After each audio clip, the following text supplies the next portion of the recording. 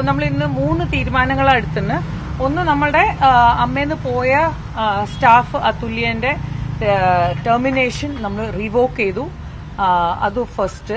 രണ്ടാമത്തെ കാര്യം, നമ്മുടെ ട്രഷറർ ഉണ്ണീനെ നമ്മൾ ലീവിലേക്ക് പോകാനുള്ള ജനറൽ ബോഡി വരയ്ക്കുമുള്ള ഒരു റിക്വസ്റ്റ് കൊടുത്തിട്ടുണ്ട്. മൂന്നാമത്തത്, ദ മോസ്റ്റ് ഇമ്പോർട്ടന്റ്, ഫെബ്രുവരി 21 അൻസിബ ഹസൻ നമുക്ക് റെസിഗ്നേഷൻ ലെറ്റർ തന്നിട്ടുണ്ടായിരുന്നു. അത് ഇന്നത്തെ ഇസിയിൽ നമ്മൾ ചർച്ച ചെയ്തപ്പോൾ അത് നമ്മൾ അക്സെപ്റ്റ് ചെയ്തു. ഇതാണ് നമ്മുടെ 3 മെയിൻ ഇതുണ്ടായിരുന്നത്. അപ്പോൾ ഇന്ന് കുറേ ഡീറ്റെയിൽ ആയ ചർച്ചകളായിരുന്നു. സോ താങ്ക് യു, നിങ്ങളെല്ലാവരും ഇത്ര നേരം വരെ വെയിറ്റ് ചെയ്തതിന്. And sorry four everything and thank you so much. ആര് പറഞ്ഞു? കുറച്ചു മുന്നേ മാധ്യമങ്ങളോട് പ്രതികരിച്ചിരുന്നു ICC ഇല്ല എന്ന് പ്രതികരിച്ചു. അല്ല, ICC ഉണ്ട്. അതിന്റെ മീറ്റിംഗ്സിലും നമ്മൾ പങ്കെടുക്കാറുണ്ട്. ബിക്കോസ് ഫിലിം ചേംബേഴ്സിന്റെ കീഴിൽ വരുന്ന എല്ലാം ഭാരവാഹിത്വം അല്ലാതെ എല്ലാം എന്താ പറയുക ബ്രാഞ്ചസിൽ ICC ഉണ്ട്. അത് നിർബന്ധമാണ്, സർക്കാർ നിയമിച്ച ഒരു കാര്യമാണ്. അപ്പോൾ നമുക്ക് അത്ര നിസ്സാരമായിട്ട് എടുക്കാൻ പറ്റില്ലല്ലോ.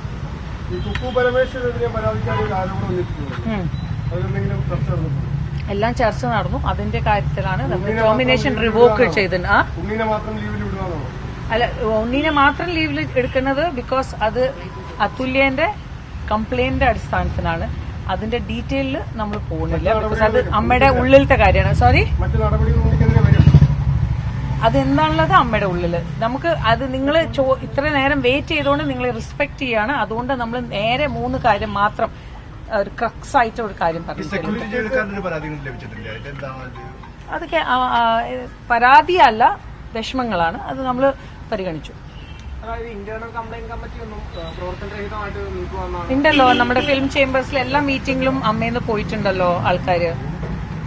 ഈ പരാതിക്കാരെ ഇതിനു മുമ്പ് പരാതി പലതവണ പറഞ്ഞിട്ടുണ്ടായിരുന്നു. പക്ഷെ അങ്ങനെ ഈ ഒരു സാഹചര്യം ഒഴിവാക്കാൻ നമുക്ക് EC മീറ്റിംഗിലാണ്. നമ്മളുടെ ബൈലോ പ്രകാരം EC ആണ് നമ്മളുടെ എല്ലാം.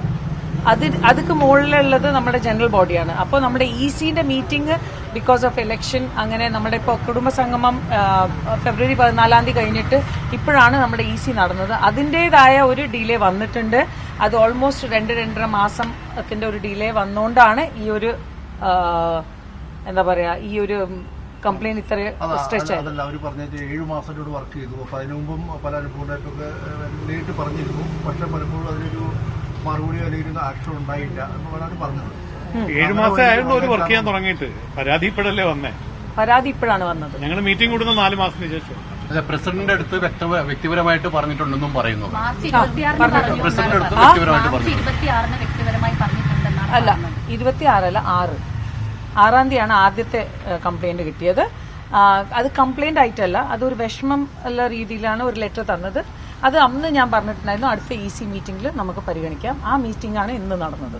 അപ്പോൾ അതിനായി എല്ലാം നമ്മൾ 2 പാർട്ടീന്റെയും നമുക്ക് കേട്ടേ പറ്റൂ. അപ്പോഴാണ് നമുക്ക് തീരുമാനിക്കുക. അല്ലാതെ യൂഷ്വലി നമ്മുടെ ബൈലോ പ്രകാരം ഡിസിപ്ലിനറി കമ്മിറ്റി രൂപീകരിച്ച് അതിന്റെ ഡിലേ ഉണ്ട്. അപ്പോൾ നമ്മൾ വിചാരിച്ചു ഇത് എപ്പോഴും അങ്ങനെയല്ല, എന്തായാലും ആ ഒരു റിപ്പോർട്ട് ECയിൽ വന്നേ പറ്റൂ. അപ്പോൾ ഇന്ന് ഒരു ചേഞ്ചിന് ഡിസിപ്ലിനറി കമ്മിറ്റി ആയിട്ട് നമ്മൾ EC ടേണായി. ആൻഡ് ഇതാണ് നമ്മൾ തീരുമാനിച്ചത്. മാർച്ച് 6 പരാതി പറഞ്ഞെങ്കിലും അതിനുശേഷം ഏപ്രിൽ നടപടി ഉണ്ടാവും. അവരെ പുറത്താക്കില്ല ചെയ്യുന്ന സാഹചര്യം ഉണ്ടായിട്ടുണ്ട്. അതുകൊണ്ടാണ് ടെർമിനേഷൻ റിവോക്ക് ചെയ്തത്. ബിക്കോസ് അത് ഒരു തെറ്റായ നടപടിയായിരുന്നു എന്ന് നമ്മൾ എല്ലാവർക്കും തോന്നുന്നു.